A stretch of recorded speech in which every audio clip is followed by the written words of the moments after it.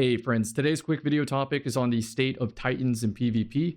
Disregard the subathon overlays in the background, though while I'm on the subject, I've not only hit all the sub goals from my viewers' generosity, I had to add stretch goals, and I've hit some of those now too. So I haven't delivered on all these, but it will happen in the future, so stay tuned. I'm on day 6 of the subathon, and I imagine it's a little more than halfway over, so I still got a couple more days. If you want to come by twitch.tv/camicakes, I would highly appreciate that. Thank you. So if I had to summarize the issue of Titan right now, it's that whatever Titan is trying to do, there's a Hunter build or a Warlock build that does it better with fewer trade-offs. Now there are some exceptions. Titan does have some S tier builds. I just don't find them fun to pilot. For example, Triple Behemoth is still really competitive. Then there's another build I like to use, which uses Armamentarium and Unbreakable, not to block Shotgun Blast and whatnot, because if you play it good, they're just going to switch to Conditional Finality and nullify your build without really changing the way that they play. No, this is a good competitive artifact, because as long as you just keep spamming the shield over and over again for 1/10 of a second, you get to third person peek for like 1/20th of your grenade cooldown. And you also get to keep extending your overshield. So for that reason, it is a competitive build, but it's not interesting, degenerate strategy, and honestly, it hurts my hands a little bit. They added the ability to activate Thruster in air, which means you can use Crest of Alpha Lupi and make some very aggressive plays. Also, Lion Rampant can now be used in the air while aiming down sights. So the combination of either playstyle with mouse and keyboard dexterity is going to be amazing. But I still argue that Top Tree Dawnblade with the floating and the scout rifles is a lot easier. You also have Phoenix Dive. Then you also have Astrocyte Verse on Voidlock, which has so many build crafting opportunities in the Void subclass tree to get Devour and replenish its health anyway. They added an Icarus Dash to it for some reason. Then we have Hunter, which for some reason still has the Extendo Lunge, even though on Titan it got removed, and on Warlock it got removed from Ophidian Aspect. They just ended the game before I guess they took it away from Hunter. Hunter also has Mask of Bakris, which improves the weapon damage for the cost of your dodge, and it refills. You see where I'm going with this, right? It's like you can try to make a case for Titan, but Hunter seems to do it better. You may think like, okay, Juggernaut, so I can get in and not die to a sniper rifle. Nope. Warlock and Hunter have tools for that. They have Winter Bite, which you can just passively charge and block sniper shots with it. Weave Walk to be invincible armor lock with a helmet that if you like chase the Weave Walk down to try to wait till they leave, you'll just get suspended and die. So Titan's ability to stay alive with Juggernaut and get in, not really that valid. You can do the 6s, Ballistic Slam with Syntheseps and try to get a lot of multi-kills. Let me see what else I saved here. Okay, classic. I didn't even mention Peacekeepers. Peacekeepers are the competitive loadout, at least for the console sandbox, because the added strafe bonus with an SMG strafes so fast that it breaks controller adhesion and you don't get automatically tracked as long as they put some downward tension on their right stick. So it's fantastic and arguably the only fun build that I enjoy on Titan. The problem is Hunter still does it better. With Radiant Dance Machine Last Word Strafe, it keeps up with Peacekeepers. And arguably on a better, more easier gun to use. Though don't get me wrong, Terrabus still absolutely wins games. What else? The classic 6s combo of One-Eyed Mask or Mask of the Quiet One with the appropriate subclasses, it's great for like a noob farming simulator, but arguably both Void Walker and Void Hunter do it better. Void Hunter, all you gotta do is dodge during a kill, and if you're critically wounded, you get the Vigilance Overshield anyway, you get Devour, and you can start getting armor set combinations too that make you more survivable, give you more health, etc. You can essentially have an entire build better than One-Eyed Mask. So then what are we doing here? Is it Drenger's Lash with the Stoicism? Abeyant Alpha Lupi? Is that what I'm supposed to do? Well, if I get a certain map where there's not low ceilings, they just don't get suspended. So it's kind of dead in the water. What else? What else? Titan does actually have an extendo lunge, if you didn't know. It's called Offensive Bulwark. And this does come up pretty consistently. I actually dropped a bubble the other day, and I got almost 3/4 of my super for meleeing people inside the bubble, because when you have an overshield and get a melee kill, it counts as heavy-handed orbs. So it creates them, and so forth. And I think I was running Doomfang Pauldron, and it was just stacking up. It was kind of crazy. So there are silly 6s Titan builds, but I'm gonna just argue Hunter and Warlock do it better. So I made this video today to talk about my problems with Titan right now. It's either the competitive build isn't fun to play, or the fun build isn't competitive enough. And I'm asking my viewers to put in the comment section, since this is, the rest of Destiny 2, we're talking about the game's not changing. I'm going to try anything here. Give me some Titan builds that are both fun and competitive. I mean, like A-tier Titan builds at the very least. And I want to be clear here. You can win with anything in this game, depending on how the lobby is balanced. If you're like a B-tier player with an A-tier build, or a B-tier build, and your teammates are C-tier players with a C-tier build, you can still beat an S-tier player with an S-tier build with F-tier teammates with an F-tier build. You can still do it. It's not impossible. Lobby balancing is very brutal in this game. I think that covers everything I wanted to talk about here. Maybe the new Sunbreaker aspect, shield burst, sit behind a rally barricade, tap them once across the map with Traveler's Chosen, it scorches them, throw an incendiary grenade, it blows up the whole team. Yeah, it's good for a clip in 6s, but eventually people are going to realize if you're behind that barricade similar to a healing rift, just leave, you're not winning the fight. You can also launch yourself in the air to go for sunlight hurts my eyes, like type of sniping out of the air. Pretty good. Sunspots, I got a lot of kills in Endless Veil Cubbies, just sitting there with my barricade, shotgunner runs in, gets incinerated. It's okay, maybe the most competitive version of Sunbreaker, but it's still Sunbreaker. It's still like a C-tier class when there are better Titan options, especially when you consider teams of 3 Titans. What else? Recently I started using Wish Ender on Shadebinder, and comparing that to almost anything else is just, everything else feels a little inferior. At least unless I'm playing Invis Hunter. So again, chat, YouTube comments, just let me know what is fun and competitive on Titan. This is no longer a quick video. We're just going to go through all this. Insurmountable Skull Fort, why I don't use it. Because you need a shoulder charge or get someone weak enough to thunderclap finish, and that's your game plan. To shoulder charge one hit, you need 200 melee and sometimes also need a proc knockout depending on all the damage resist at play. It's just inconsistent. Funny, not really worth it. Mask of the Quiet One, 6 is staple, it's fine. Kepri's Horn, they're just gonna jump.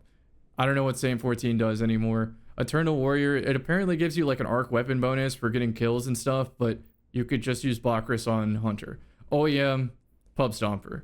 Precious Scars, Degenerate Triple Behemoth strategy. Lorelei Splendor, probably the best on Sunbreaker. Cadmus Ridge, another S-tier build. Genuinely. You just shoot somebody while using a stasis weapon, no rally barricade needed, and you spawn a diamond lance out of your ass. And then you freeze somebody. It's a lot harder to freeze somebody with this diamond lance, but it's still a diamond lance that puts you in third person. It's fantastic. You can no longer do the dive combo where you throw it and then instantly dive, so it is weaker in that regard, but you can round your loadout out so that you always get the finishing blow on your freeze, which is why it's S tier.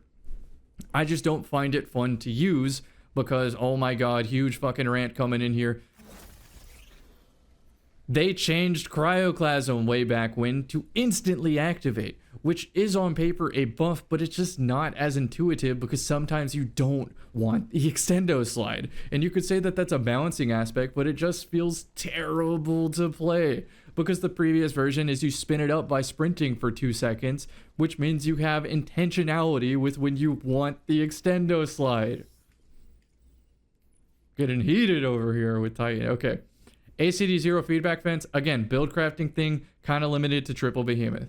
Doomfang Pauldron, 6's silly build where you use Cryosthesia to guarantee that your melee kill hits, or you use Ariana's Vow or something like that to guarantee that your shield is going to kill him behind cover. It's honestly pretty good, but it's not really competitive at the highest level because people just avoid you, play invis, and you die to a slug shotgun anyway. Syntheseps, 6's Ballistic Slam, or the occasional just punch everybody with knockout one-hit surprise. It's happened a couple times to me in Iron Banner. Aeon Safe, more barricades potentially. I am going to revisit this, but I want the comment section to give me some more clarity here. Ashen Wake.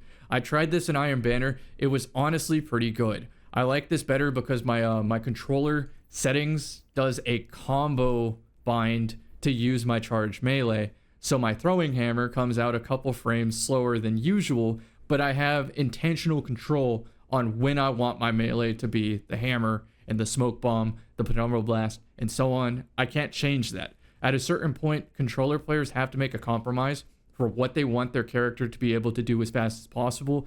And at the time, I played Stasis Hunter with Gemini Jester, and that has the most button combinations out of any controller class. So it's just the way I have to play. There is no changing it. The muscle memory just takes too long to undo, and I play so many different builds that it's staying.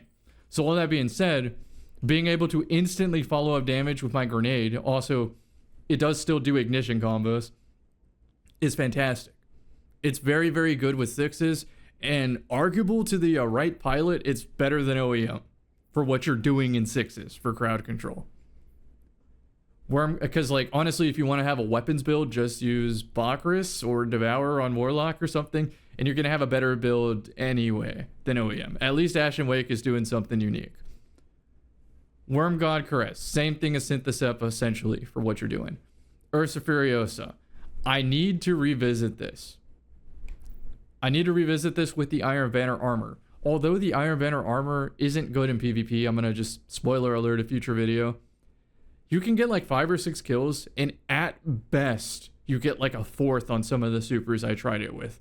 And so that's just not worth it when you could use the Trials armor and go off the radar for a primary kill, which means you're staying alive longer, you're getting more kills longer, which means you're still getting the 2 supers a match that these very specific builds would be enabling, while also having more fun. You could say the same thing about the Slide armor set or the health and damage resist armor sets. This is bait. Don't take the Iron Banner set for PvP unless you're farming an eruption with 6 Gemini Jester golden guns. Stronghold has meme builds with special weapons that don't have great uptime. Still solid, but if you get too good with them, all the Void Hunters are going to switch to conditional finality and nullify your build. Titan Rampart. There are loops for playing Solar Titan with Scorch weapons and whatnot, maybe even artifact shenanigans to essentially loop your barricade. But even then, it's kind of like a Warlock Rift. The second they see like 10% edge of your barricade from around the corner, they go, that's Titans, I'm not peeking that. Or they third person peek you with an ability like dodge the corner or rip the corner or something. They see Titans, they don't do that. Also, sometimes I see this out in the wild in a competitive, I just delete their barricade right in front of them before they like peek and shoot me. So it just dies too quick for what it is. Granted, it deserves to be this nerf. This is one of the most degenerate combos in Destiny history with the tracking, storm grenades, and revoker. Actually the worst meta of all time in my opinion. Icefall Mantle. This does have some moves, but considering that you can get Frost Armor with an armor set and play Frosties on Hunter and get a damage bonus, incomparable. Icefall Mantle just sucks. No backup plans. At some point in Destiny history, the relative balance of the game, these were really, really, really strong. Arguably one of the strongest 6's junk food playstyle, trade with the shotgun, but you don't trade because you're using these all game playstyle.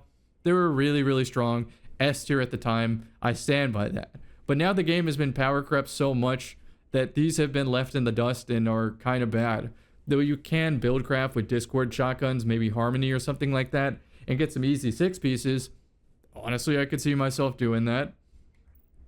I still think it pales in comparison to just slightly aiming up and getting a headshot on Void Hunter and having so many more bonuses. Second Chance.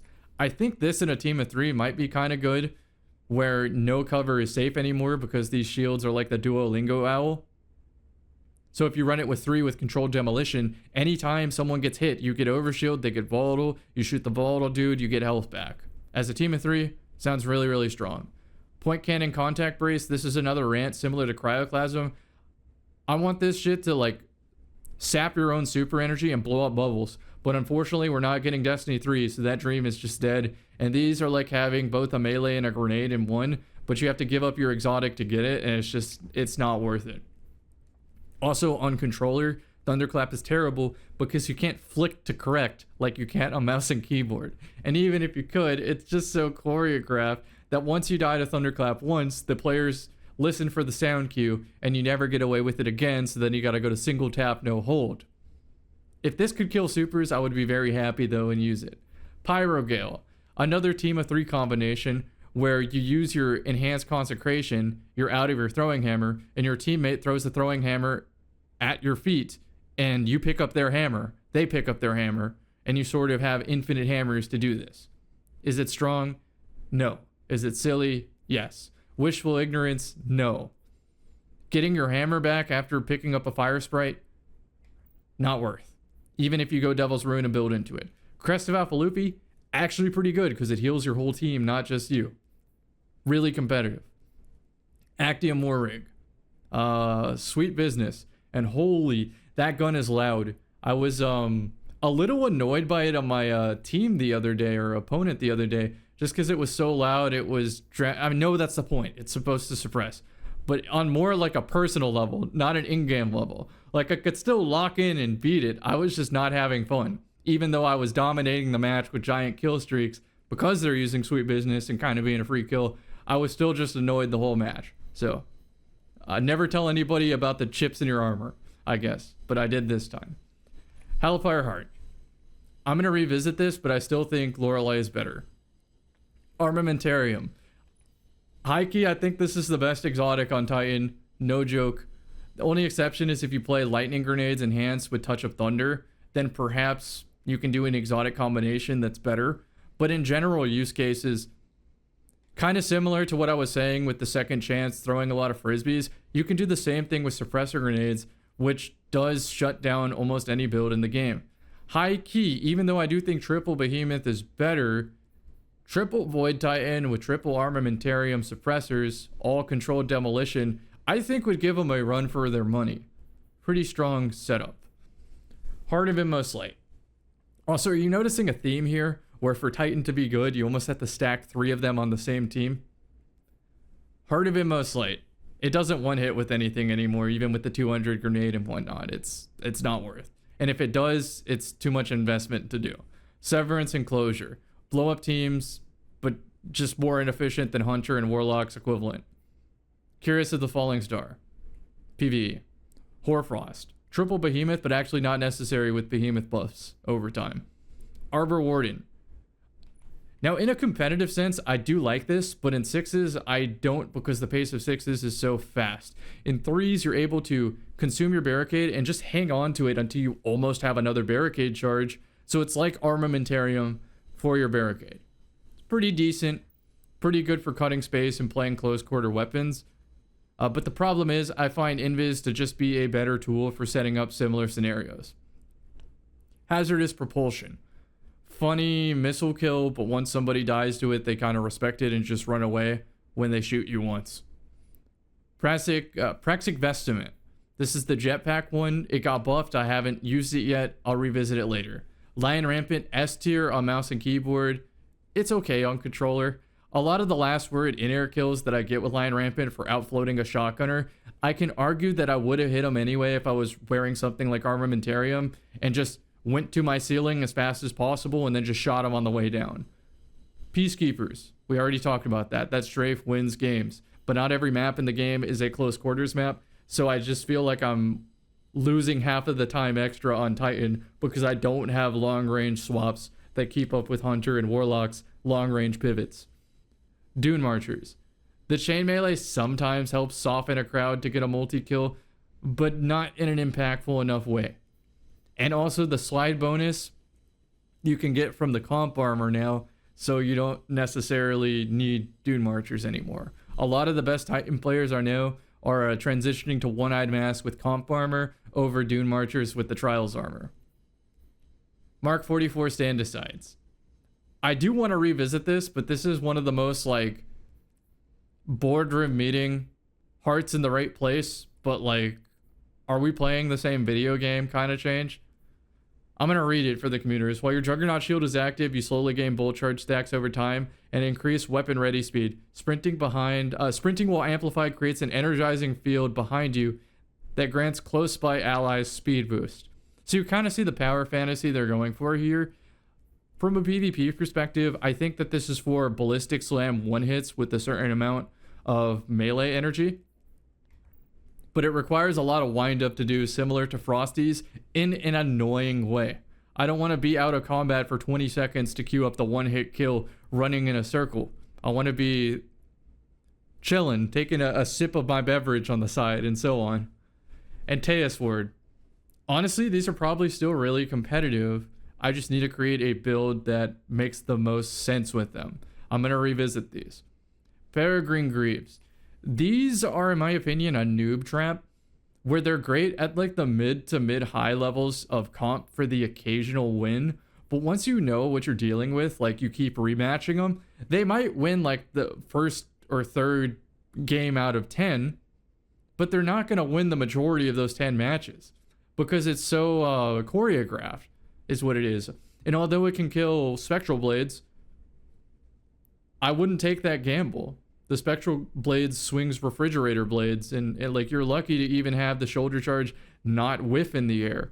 Like it'll track to them, but it just won't do any damage. Sometimes it'll even take your cooldown, even though you were in the air and bunny hopping correctly. I just wouldn't bet the farm on that. Yes, you can do some cool plays where it's last man standing 1v3. You perfectly bait a shoulder charge into pulling a diamond lance, freeze a guy, get a swashbuckler combo rolling and delete the third. Yeah, but for every one of those, you died to a slug shotgun out of position by an invis player. So, I think they're bait. I really do. Phoenix Cradle, silly Iron Banner, team of 6 combo. By the way, I tried it with a healing auto rifle and it just wasn't good because it didn't create a sunspot at my feet.